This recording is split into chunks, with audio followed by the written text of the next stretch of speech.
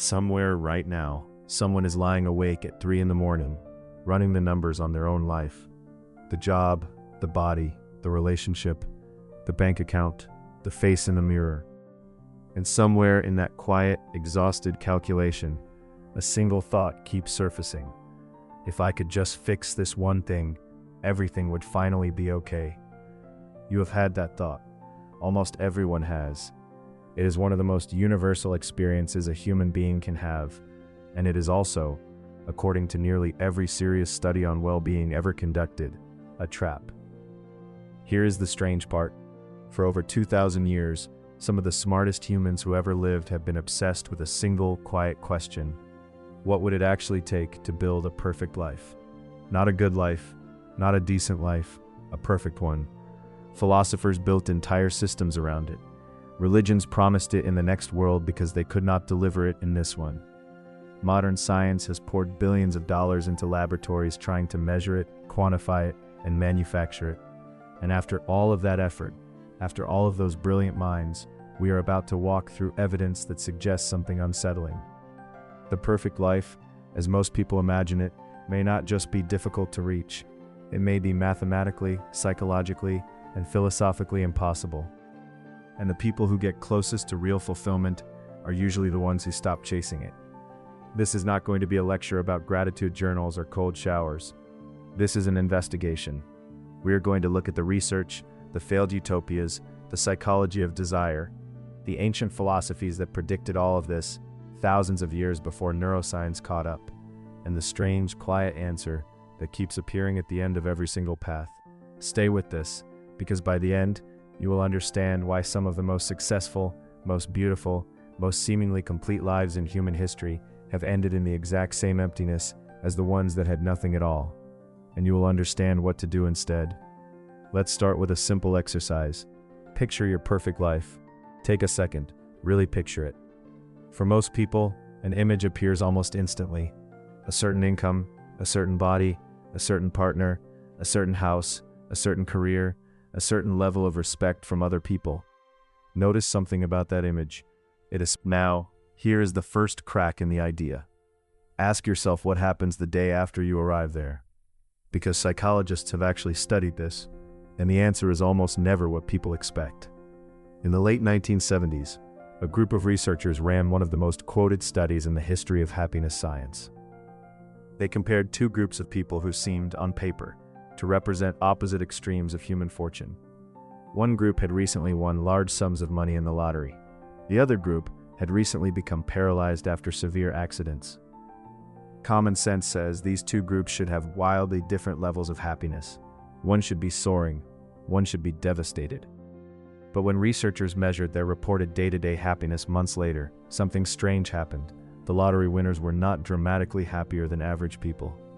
And the accident victims, while dealing with real and serious hardship, were not nearly as miserable as anyone predicted.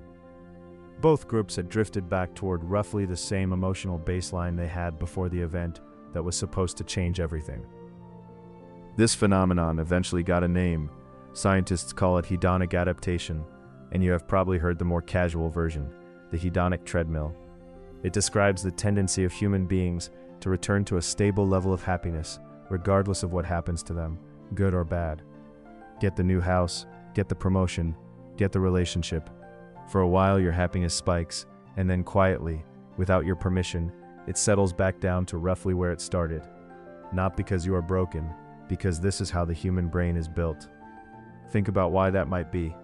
From an evolutionary standpoint, an organism that stayed permanently satisfied would stop striving. It would stop hunting, stop building, stop searching for better shelter, better resources, better chances of survival. Contentment in a Darwinian sense is dangerous. So evolution built us with a kind of internal thermostat, one that resets us to baseline no matter how good or bad things get, because a creature that is never quite fully satisfied is a creature that keeps moving, keeps striving, keeps surviving. In other words, that persistent whisper of not enough yet is not a flaw in your personality. It is a feature that helped your ancestors stay alive, which means the very mechanism keeping our species running is the same mechanism quietly sabotaging the idea of ever arriving at a perfect finished life. So, if satisfaction always resets, then what exactly are we chasing? This is where the story gets even stranger, because human beings did not just accept this problem quietly. Entire civilizations tried to engineer their way around it. Consider the story of Christopher Langan, once labeled by some media outlets as one of the most intelligent people alive, with an estimated intelligence quotient higher than Einstein's. If a perfect life were simply about raw cognitive power, Langan should have had it. But by his own account, his extraordinary intellect did not translate into the conventional markers of a perfect life. He spent years working as a bouncer and a construction worker, largely disconnected from the academic institutions that could have amplified his ideas. His story is not a tragedy, and there is real debate about how his path should be interpreted, but it quietly challenges a very common assumption: the belief that if we simply had more of some single ingredient, more intelligence, more money, more beauty, more talent, the rest of life would automatically fall into place. Now flip to the opposite extreme. Consider stories of extraordinary wealth. Case studies of lottery winners across multiple countries have repeatedly documented a pattern researchers now refer to informally as sudden wealth syndrome. A meaningful portion of large lottery winners report increased anxiety, strained family relationships, and in some documented cases, complete financial ruin within just a few years of winning. This is not universal, and many winners do report improved life satisfaction, particularly around reduced financial stress, which matters and is real. But the darker outcomes are common enough that behavioral economists study them seriously. The pattern suggests that removing one obstacle, in this case financial scarcity, does not automatically produce a perfect life. It just reveals the next set of obstacles that money was never designed to solve: loneliness, purpose, trust, identity. This is where philosophy had already been quietly waiting for us, thousands of years ahead of the data. In ancient Greece, a philosopher named Epicurus built an entire school of thought around the pursuit of a good life, and he is often misunderstood today. His name twisted into a synonym for indulgence, but Epicurus actually argued something closer to the opposite. He taught that unlimited desire was the source of suffering, not the solution to it. He believed that the moment you attach your peace of mind to something external, a possession, a status, a person's approval, you hand over control of your own contentment to forces you cannot fully command. His version of the good life was almost shockingly modest: simple food, close friendships, freedom from unnecessary fear, not because he lacked ambition, but because he had identified something that modern psychology would only formally confirm 2,000 years later. The chase itself can become the cage. Around the same era, on the other side of the Mediterranean, the Stoics were arriving at a strikingly similar conclusion through a completely different route.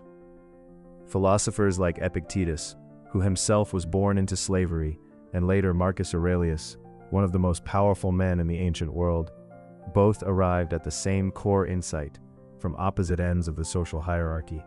Contentment does not come from controlling your external circumstances, because you cannot fully control them. It comes from mastering your relationship to those circumstances. Marcus Aurelius had almost limitless power, and he wrote privately, in journals never meant for publication, about restraint, about impermanence, about the constant temptation to seek fulfillment in things outside himself. If an emperor with access to literally anything money could buy in the ancient world was writing himself private reminders not to chase status and pleasure, that alone should make you pause. And on the other side of the world, entirely independently, Buddhist philosophy had arrived at a nearly identical diagnosis. The core teaching, known as the Second Noble Truth, states that suffering arises from craving, from a persistent grasping after conditions to be other than what they are. Not from having too little, from wanting too much, too specifically, too permanently. Three completely separate traditions, developing in isolation from each other, across different continents and centuries, arrived at almost the exact same conclusion. The problem was never the absence of the perfect life. The problem was the definition of perfect itself. It is worth noting that these traditions were not naive about hardship. None of them argued that pain does not matter, or that suffering should simply be ignored. Epicurus lived through political instability. Epictetus lived through actual enslavement. The Buddha, according to tradition, left behind a life of literal royal privilege, specifically because he recognized that privilege alone was not solving the deeper problem. These were not comfortable men theorizing from a place of safety. They were people who had directly experienced both extremes, deprivation and abundance, and who still arrived at the same conclusion. The external conditions of a life are not by themselves a reliable predictor of its internal quality. History also gives us a more literal experiment in this idea, one that failed in a way that is almost too perfect a metaphor to be real.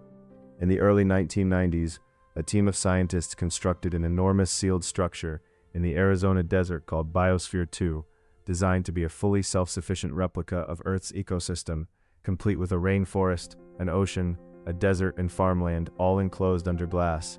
8 researchers sealed themselves inside for 2 years, with every physical need theoretically accounted for: food, oxygen, water, shelter. On paper, it was as close to an engineered perfect environment as humanity had ever attempted. In practice, oxygen levels dropped unexpectedly, crops failed in ways the models had not predicted, and the small group of researchers, isolated together under enormous psychological pressure, reportedly split into factions that stopped speaking to each other for extended stretches of the experiment. A meticulously engineered physical paradise still could not account for the messiness of human relationships, unpredictability, and the psychological toll of confinement, even when every material need was met. It is a strange and almost literal illustration of a much older idea. Perfecting the external environment does not automatically perfect the internal experience of the people living inside it. This pattern shows up again and again across history whenever human beings have tried to engineer utopia directly. Numerous intentional communities throughout the 19th and 20th centuries were founded on the explicit promise of building a perfect, conflict-free society, often with genuinely good intentions and thoughtful planning. Many of them dissolved within a matter of years, not primarily because of external threats or resource shortages, but because of internal disagreements over values, leadership, and fairness, the same categories of conflict that exist in any ordinary community. Removing scarcity, removing outside pressure, even removing many traditional social hierarchies, still did not remove the fundamental complexity of human beings trying to coexist. This does not mean the attempt was foolish. It means perfection appears to be less a property you can build into a system from the outside, and more an ongoing negotiation that has to happen continuously, from the inside, among the people living it. So here's the paradox sitting quietly underneath everything we have covered so far. If human contentment resets no matter what you achieve, and if the wisest philosophical traditions in history independently agree that grasping after a fixed, perfect outcome creates suffering rather than solving it, then the entire premise of searching for a perfect life may be structurally, almost mathematically flawed from the very beginning. Not because you are doing it wrong, because the target itself may not exist in the form you have been taught to imagine it. But if that is true, why does the fantasy of the perfect life still feel so real, so close, so achievable? Why does it keep pulling at you? Modern psychology has an answer for that too, and it involves a concept called the arrival fallacy, a term popularized by psychologist Tal Ben-Shahar.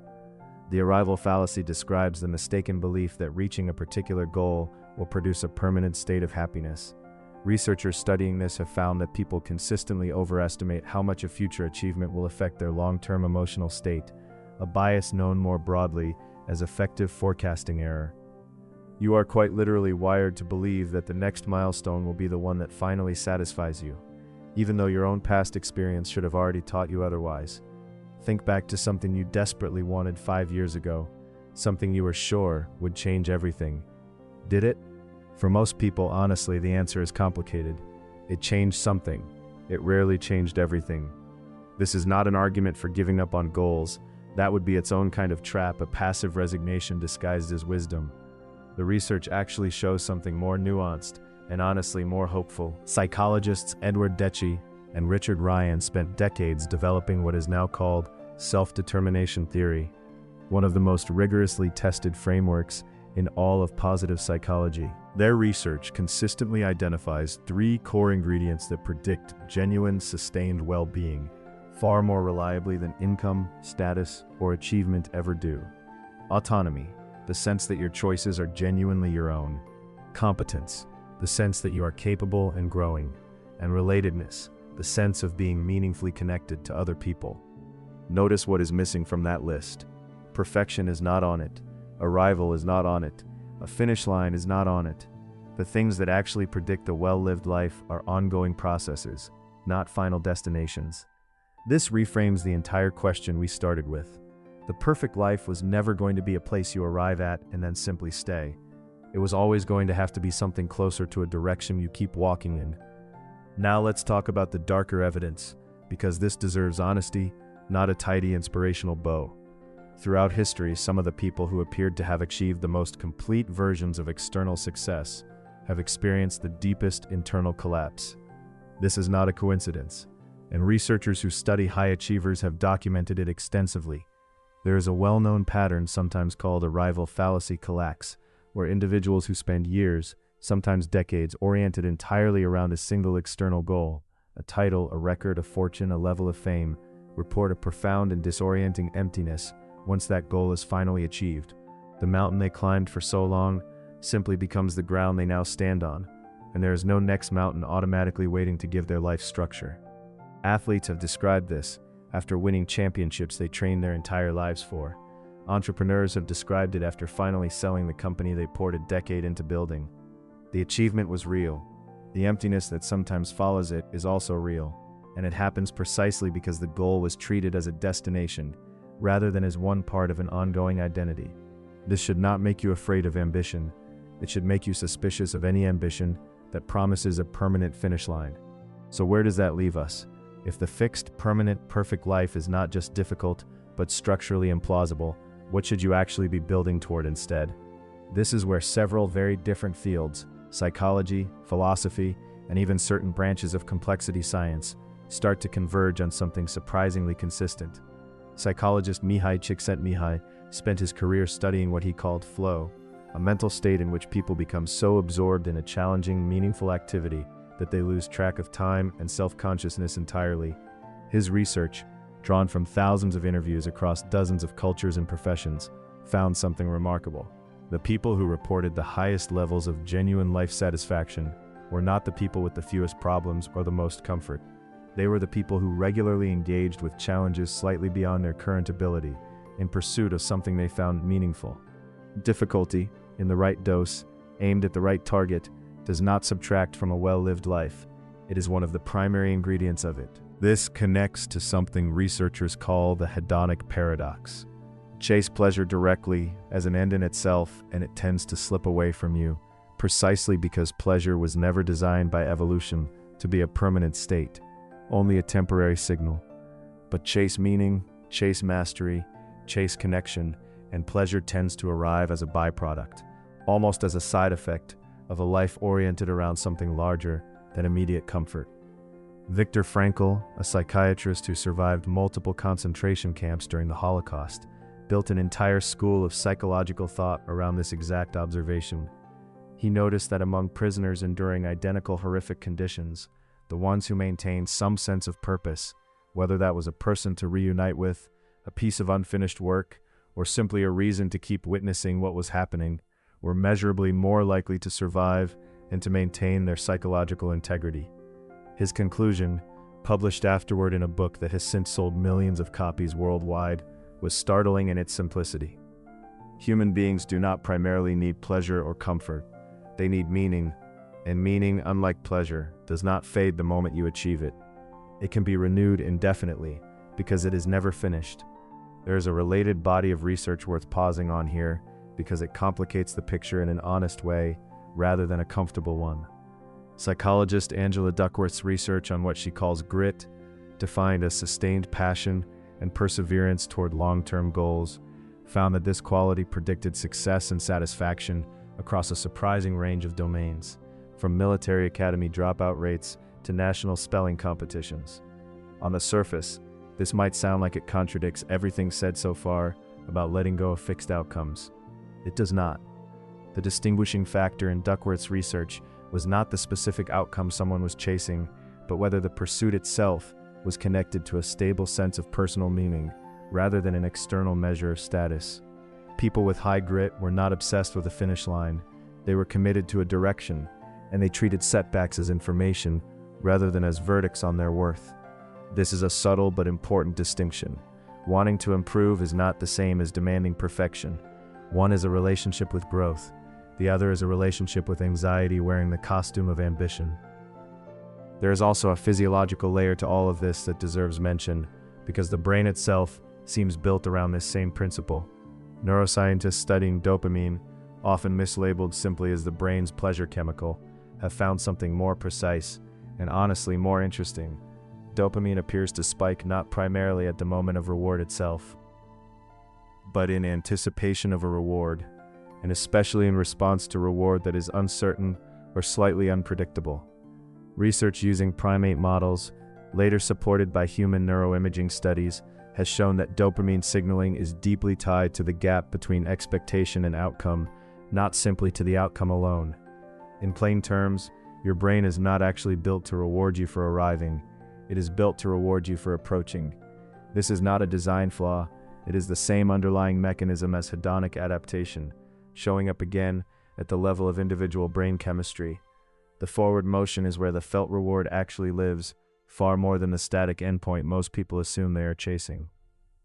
This gives us a very different picture of what a perfect life might actually mean. Not a fixed state to be achieved and then defended forever, but an ongoing relationship between challenge, growth, and connection that never actually reaches a permanent finish line, and does not need to. There's a concept in Japanese philosophy called wabi-sabi, the practice of finding beauty specifically in imperfection, impermanence, and incompleteness. A cracked bowl repaired with gold lacquer called kintsugi is considered more beautiful after the break than before it, because the repair becomes part of its history rather than a flaw to be hidden. This is not a coincidence of aesthetics. It is a philosophical statement. The break, and the fact that something continued afterward, is treated as more valuable than an object that was simply flawless and static from the start. Compare that to how modern culture, particularly through social media, tends to present the idea of a perfect life. Curated, static, filtered. A single frozen image, presented as though it were the whole truth of someone's existence. Researchers studying social comparison theory, a concept first proposed by psychologist Leon Festinger in the 1950s and heavily revisited in the smartphone era, have found consistent links between heavy exposure to idealized images of other people's lives and increased anxiety, depression, and body dissatisfaction, particularly among younger users. You are not just comparing your life to someone else's life, you are comparing your unfiltered, ongoing, complicated reality to someone else's carefully selected, frozen highlight. It is a comparison that was rigged against you before it even started. There is another version of this same trap that rarely gets discussed with the same seriousness, and it hides inside a word that sounds harmless: balance. Somewhere along the way, the perfect life quietly merged with the idea of a perfectly balanced life, one where career, health, relationships, family, rest, and personal growth are all maintained simultaneously at a consistently high level, all the time. Researchers who study work and family conflict have pointed out that this version of balance, imagined as a permanent equilibrium, held steady across every domain at once, does not actually match how thriving people describe their own lives when interviewed in depth. What shows up far more often in that research is something closer to rotation than balance, periods where one area of life reasonably takes priority, while others are consciously allowed to rest, followed by a shift in focus later on. A new parent is not failing at balance by prioritizing their child over their fitness routine for a season. A founder building a company is not failing by prioritizing that project over a wide social calendar for a year. The failure only occurs when someone measures themselves against a mythical, simultaneous perfection that was never actually how any thriving human life has ever been lived, including the lives held up as examples of having it all. The phrase having it all is almost always describing a single frozen frame, not the full, uneven, sequential reality behind it. So if perfection, as a fixed and permanent state, is not the goal, and if the chase for it can quietly undermine the very well-being it promises to deliver, what is actually left? This is not a call to abandon standards or stop striving. It is an invitation to redefine what you are striving toward. Consider the concept of eudaimonia, a term from Aristotle that is often loosely translated as happiness, but that translation actually loses something important. Eudaimonia is closer to human flourishing, a state achieved not through momentary pleasure, but through the ongoing exercise of your capacities and alignment with what Aristotle called virtue, acting with courage, wisdom, and integrity over the full arc of a life, not just in isolated peak moments. Aristotle made a specific and important point here. He argued that you cannot actually judge whether someone lived a eudaimonic life until it is complete, because it is not a snapshot. It is the shape of an entire narrative, including the difficult chapters. This means that even by ancient Greek reasoning, the perfect life was never supposed to be a permanently maintained state you could photograph and freeze. It was always meant to be a story, one that includes struggle, one that is only ever evaluated as a whole. There is a modern echo of this idea in longitudinal psychology as well. One of the longest-running studies of adult life ever conducted has followed a group of men for more than 80 years, tracking their health, relationships, and reported well-being from early adulthood through old age. The researchers leading that project have repeatedly summarized their central finding in strikingly simple terms. The quality of a person's close relationships, more than wealth, more than fame, more than professional achievement, was the strongest predictor of health and happiness late in life. Participants who had appeared, at various points across those decades, to be winning by every conventional external measure, sometimes ended up isolated and dissatisfied in later life, while others who had faced considerable hardship or modest careers reported deep satisfaction, largely because of the strength of their relationships. 80 years of data pointing towards something Aristotle argued from a lecture hall in Athens over 2,000 years earlier. The full shape of a life, not a single successful chapter of it, is what actually determines whether it was well lived. This reframes the entire question we opened with tonight. The perfect life is not a place. It cannot be captured in a single achievement, a single relationship, a single number in a bank account, because contentment does not work that way, and because every serious philosophical tradition that has actually examined this question in depth arrived at some version of the same answer. The chase for a fixed, permanent external perfection is, by its very design, unwinnable, not because you are failing, because the game itself was described to you incorrectly from the very beginning. What actually seems to produce a well-lived life, based on decades of psychological research and thousands of years of philosophical inquiry across cultures that never even had contact with each other, is something quieter, less photogenic, and far more available to ordinary people than the version sold to you through advertising and social media. Autonomy over your own choices, the steady development of competence in things that matter to you, genuine connection with other human beings, meaningful engagement with challenges slightly beyond your current comfort, and an acceptance, not a defeated resignation, but a clear-eyed acceptance that impermanence and imperfection are not obstacles standing between you and a good life.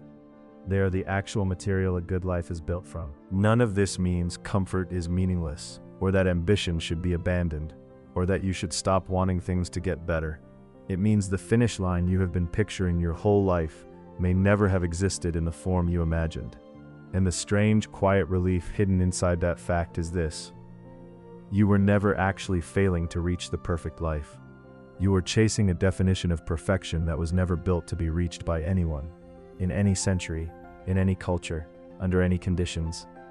Which means the pressure you have been carrying, the quiet 3 a.m. calculation, the belief that you are somehow behind on a race that everyone else seems to be winning, was based on a target that does not exist. It is worth being honest about what this does and does not mean for you personally. It does not mean you should stop wanting a better job, a healthier body, a stronger relationship, or a fuller bank account. Wanting things to improve is not the problem, and no philosopher or psychologist referenced tonight ever argued for passivity or indifference. The problem was always the specific shape of the target, a belief that somewhere ahead of you sits a finished, static version of your life, where every domain is simultaneously resolved and the striving simply stops. That version does not appear to exist anywhere in the historical record, the psychological research, or the philosophical traditions that have spent the most time actually examining human contentment. What exists instead, consistently, across every source examined tonight, is a life defined by direction rather than destination, by relationships tended rather than milestones banked, by meaning renewed rather than pleasure preserved. That is a quieter story than the one sold to you by advertising, by social media, by the entire architecture of a culture built around convincing you that you are one purchase, one achievement, one transformation away from finally being finished. But quieter does not mean smaller. In many ways, it is the only version of the story that was ever actually available to you in the first place. So here is where this leaves you. Not with an answer wrapped in a bow, but with a question worth sitting with long after this ends.